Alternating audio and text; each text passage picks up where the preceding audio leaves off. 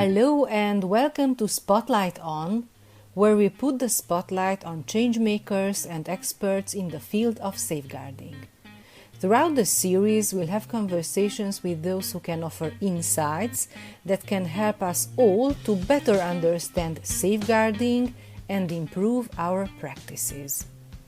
This podcast is produced by the Safeguarding Hub Eastern Europe.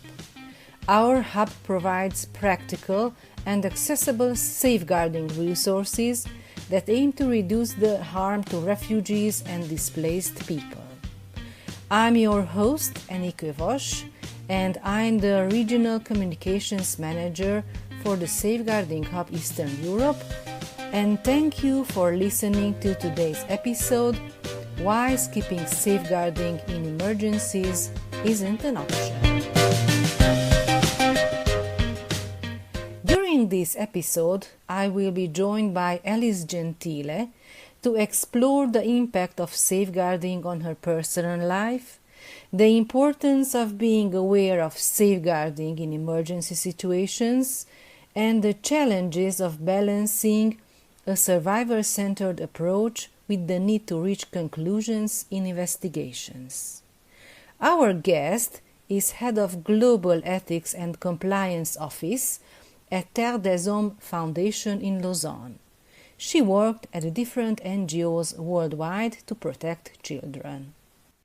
Hi Alice, and welcome to Safeguarding Hub Eastern Europe's podcast. Since 2019, you are working in the child protection and its safeguarding. And why did you choose this particular area?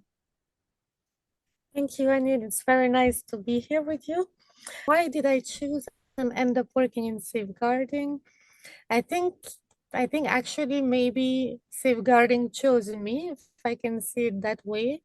You know, I've always been passionate about children's rights, and this came from a very early age. I was a child and I was already very sensitive to the topic of children's rights and what was happening in the world and the situation of children facing conflict and wars and displacement, etc.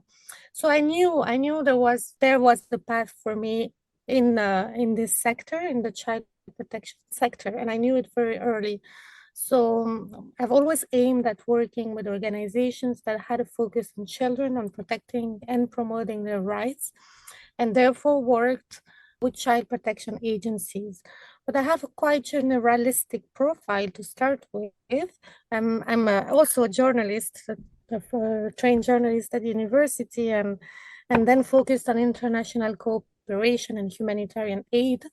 And I did quite some program management jobs for a while, but always with that child protective lens. And then I ended up studying child protection in emergencies, therefore specifically focused on humanitarian action and managing child protection cases. And this is how I ended up working on topics related to safeguarding, supporting organizations implementing their safeguarding policies and the accountability and reporting mechanisms that are linked to those policies. And then little by little, step by step, getting to work fully on safeguarding. So it wasn't a planned career. It was a step-by-step process. And now that I'm here, after several years, I know this is where I was meant to be. Oh, it's really great to hear. I know that you have 2 young children. And how does this affect your daily work in safeguarding? You'll think that I'm turning your questions around. But here again, it's actually my job, and the focus of my job that has an influence on how I am a mother and how I manage or perceive risks towards my children. So, of course, having children, I think, makes me all the more sensitive and affected by issues that can arise and involve children, specifically child safeguarding issues. That are very sensitive, very difficult to manage, very difficult to approach. But working in the field of safeguarding, it's also given me a lot of tools to understand what are the actual risks that we face out there, because safeguarding and child safeguarding, they're not only issues that our sector is facing, the humanitarian sector. You will find those challenges and those risks everywhere, in every sector, in every aspect of life: education, health, private organization, private sector, corporate, everywhere, basically. And it's given me tools to understand when there's a red flag, when there's a lack of preventative measures, where I feel that I would expect more in terms of protecting my children from any potential harm, for example, in the school, or with a babysitter, or with an activity center. So I always look at all these details, and I have high expectations from different levels in terms of what I want to see in terms of preventative measures and management measures with regards to any type of harm that can happen. So it's the other way around. But of course, being a mother, I think, increases your sensitivity. And there's one point of attention is you always have to make sure that you leave at work the issues that you have at work. So you need to be very self-centered and self-aware, of your limits. And whenever you feel there's something you're handling that can be an issue at home, that can make it difficult in the relationship that you have with your children, you need to make sure that you have various possibilities to get it out, to have help. You need help. I think it's very good and very healthy to understand your limits and get the support you need, even on a regular basis. So I think when you work in that field, it's a good practice anyhow to be, supervised by a professional and to find those strategies to handle difficult situations and keep them in the professional sphere so that they do not affect your private life too much. Mm-hmm. I know that a lot of help required the Ukrainian refugees as well. So in your experience, what kind of safeguarding issues can arise in a humanitarian emergency like we witnessed in Ukraine? Yeah, humanitarian actions are situations where what we call safeguarding risks are all the more increased. Right? So there are very specific situations where something happens and several elements will make it a challenge because, first of all, it's linked to the organizational context. So when you have an emergency, when you need to respond to a humanitarian crisis, you need to deploy assistance very quickly.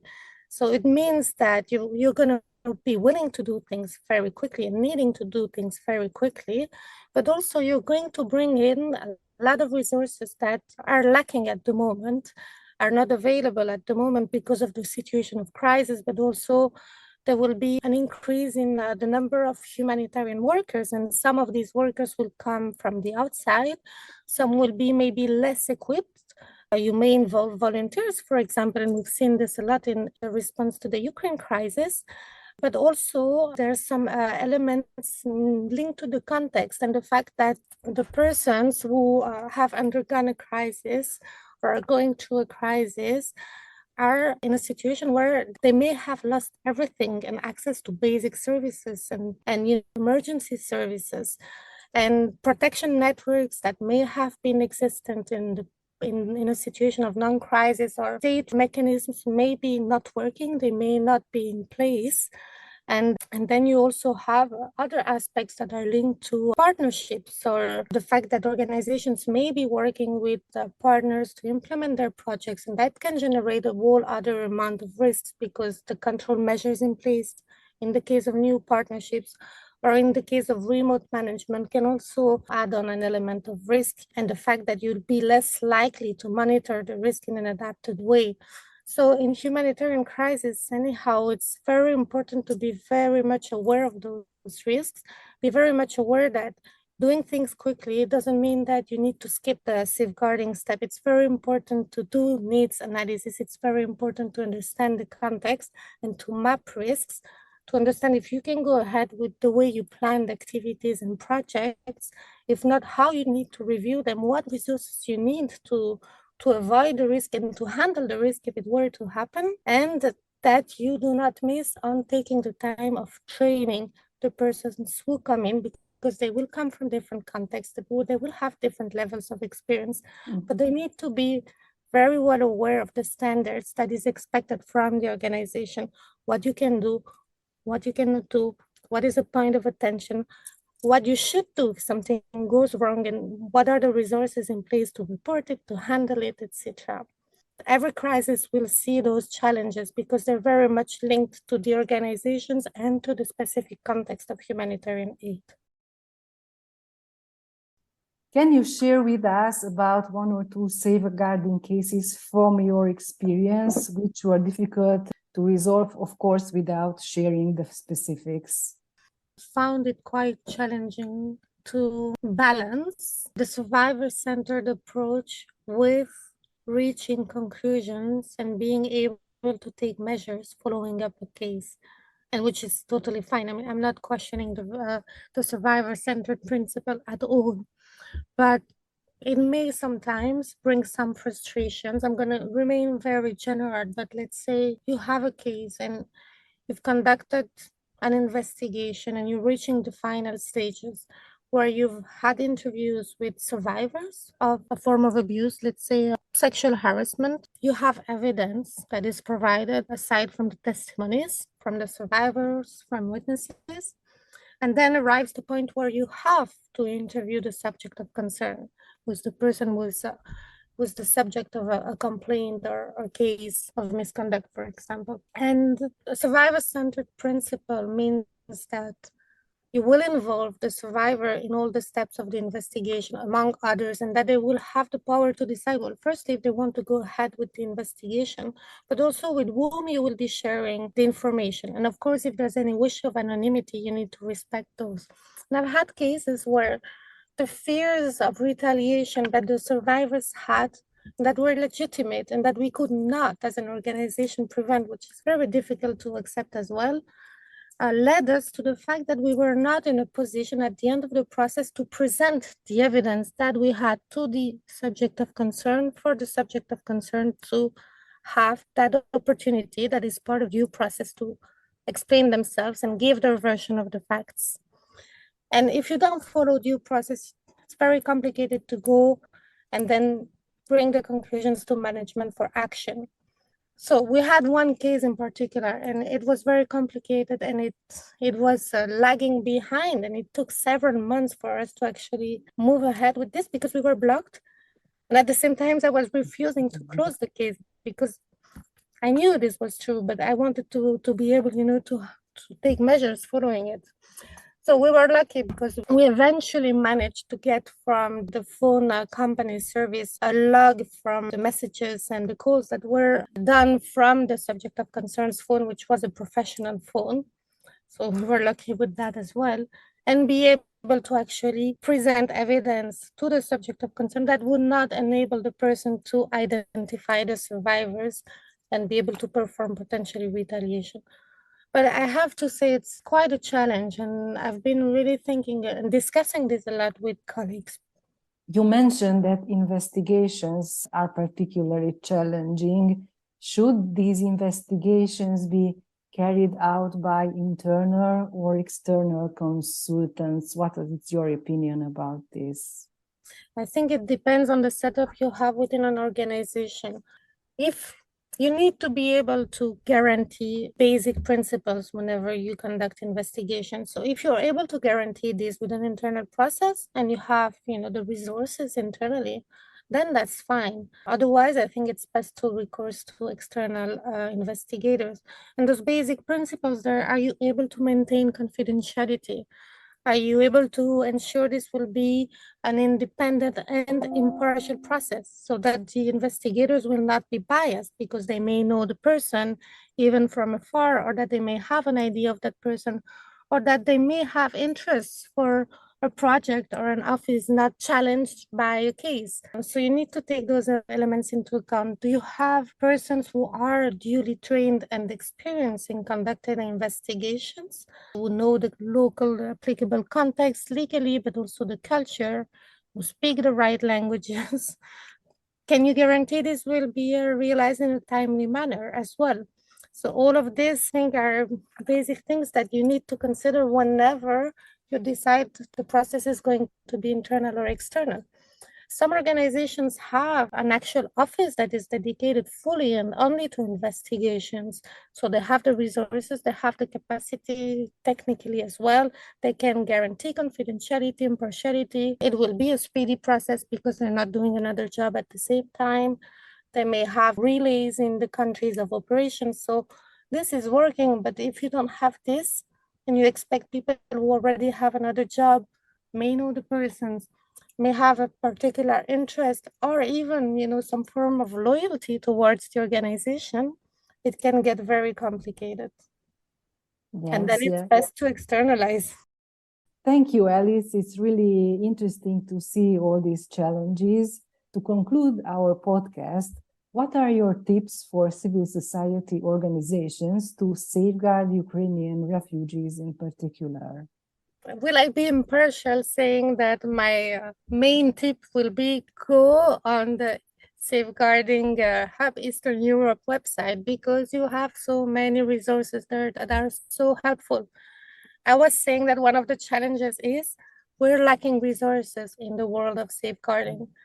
So we have to not reinvent the wheel. The Safeguarding Hub is one example. You have everything there. You can contextualize it to your own organization.